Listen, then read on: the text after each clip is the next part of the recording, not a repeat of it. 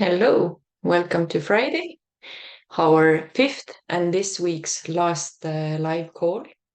Tomorrow and on Sunday, we're going to take a break from the lives. This doesn't mean that you won't get the task, you will, and you will gain most of this challenge if you just go through the tasks. So we don't need to check you as if we would be in the school. This challenge is for you. So please do the tasks, but I will not be here to support you over the weekend through the live calls.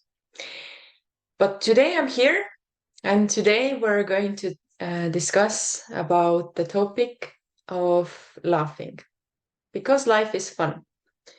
If you read carefully about today's post,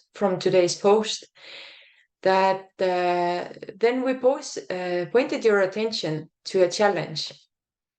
So today we pointed the attention to a challenge that most of us tend to value things that come through hardship, hard work, great effort. And this creates a trap that we take life too seriously. We become outcome oriented. Also, burnout is a very relevant topic in these terms.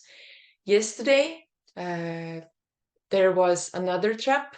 So, if we place our focus or place value on things coming easy for us, or as we verbalized it today, falling onto our laps, yesterday we pointed the attention that then what comes in is taking things for granted. And the fun part of this is that both of these routes have their traps. So no matter which of those routes you take, which of those you prefer or choose, they both have traps. And this is the folly part, which we discussed in the post as well. That so what does it mean? The folly of life. The folly basically means that no matter what you choose, you still create the next challenge. Maybe the challenge can be if you choose the route to take your life easy, take things easily, then the challenge waiting for you to step into it is taking things for granted.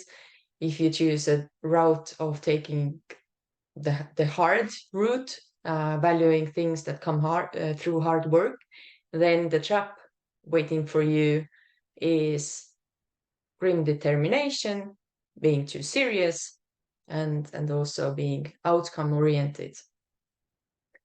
So life is a game. And the question that we can ask ourselves is, how do I play this game? Is my strategy to win? Because if you remember, we set out a strategy at the beginning of this challenge, and the strategy is to win. And we know already that we can win, or I can win if my team wins. So that was the strategy that we aim for throughout this challenge.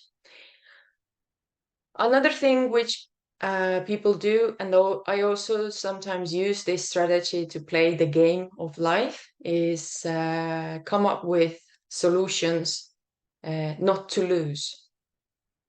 I don't mind like making decisions. I like others making decisions for me.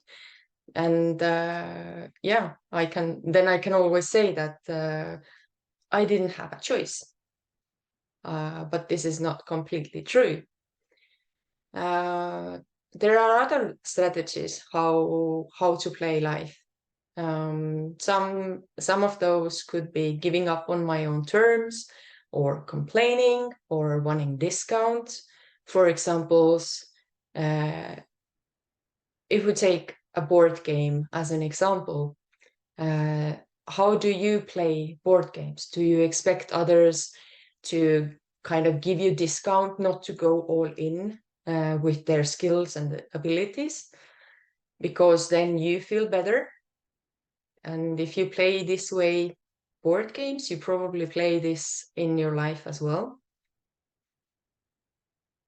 Or do you like to be a spoil sport? What does it mean to be a spoil sport? Meaning that maybe you want to tell all the hints that you already know that will help others to win the game. So why this is not a very good strategy, you're taking away from others the opportunity to learn by themselves. And if they don't get an opportunity to learn, they won't grow. So this is what is meant by being a spoil sport. So yeah, coming back to the idea that life is fun. What we want to focus on is the emotion of joy. I believe that everybody wants to be joyful, everybody wants to be happy. Let's call it overall goal for everybody. Everybody wants to be happy. But if you make this into a goal for yourself, again, what you might fall into is the same trap of hardship, kind of. I want to be happy, and you cannot say anything which jeopardizes my happiness. Again, what happens is I am dictating you how you can be and how you can behave, because otherwise somehow I don't feel happy anymore. But we do want to be happy, and we do want to be joyful. What does it mean to be joyful? The word joy or enjoy means to create joy, experience joy again. And if we take the joy as emotion, what it tells us is that we want to live. So we want to live again and again. We want to experience life again. And an interesting thing which I came across was that we use the word joy nowadays twice as little as we did about 200 years ago. So question is, are we less joyful, or are we changing our vocabulary?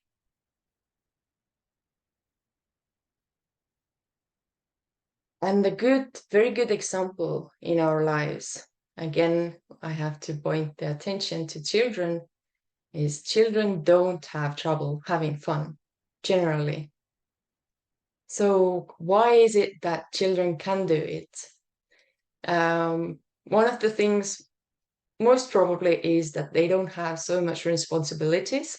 It's true. As grown-ups, we have more responsibilities. But this does not explain things, at least for me. So what has changed? When I was a little girl, I used to love playing home. I used to love cooking for my dolls and creating this kind of home environment. But today it's different. It's not so much fun anymore or so much joyful anymore. And I think what has changed over time, even though the activity in itself, in its essence, is the same, there is expectations, and kind of there's a lot at stake. And if there is expectations and stakes are high, so to speak, we tend to, or I tend to, become serious about it. I want everybody to join the dinner that I just made. I want everybody to eat it and tell me good words about it. But what I actually want is to nurture my family, and it's because I want them to win. I want them to have healthy body. I want them to feel satisfied and also to enjoy the food. So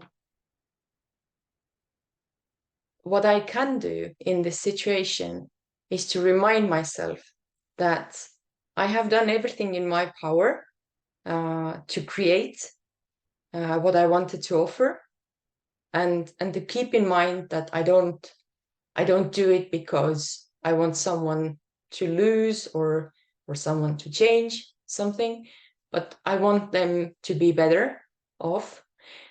And yeah, this is the only thing which I can focus on. That I am doing this because of good intentions. My motives are pure. If they take it, good. We talked about giving and taking, but I cannot even expect that they will take what I have to offer. And yeah, it's a good reminder that if I do everything in my power, I want them to win. And by doing this, I will still create another challenge. It can be a difficult challenge. It can be also a good challenge. Good challenge meaning how do we spend time together as a family, and how things are easy for us. The trap there was that we start taking things for granted. So yeah, life is a funny thing, and human beings are funny as well. So let's not take things too seriously. It doesn't mean not to have goals and ambitions. Of course, there are good things to fulfill your dreams and strive for growth, but not to take things too seriously. Thank you. We will meet again on Monday. And in the meantime, I hope you will enjoy the tasks that we have prepared for the weekend. Thank you. See you again on Monday.